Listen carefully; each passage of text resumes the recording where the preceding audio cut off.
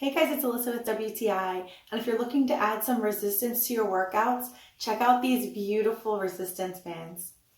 They come in a pack of 3, so you have the small, medium, and large, as you can see the different sizes.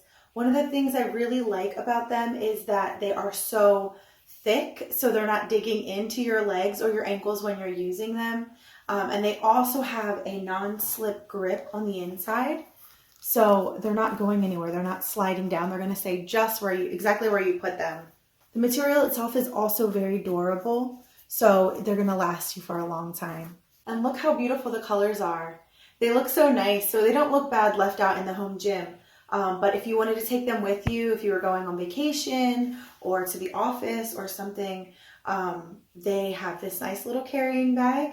And as you can see, they pack down really nicely. So it's not a problem to put in your gym bag or your suitcase. It's very small and easy to travel with. So if you're looking to add some resistance to your training, check out these beautiful bands. You are going to love them and they're going to really last. And that's my point of view.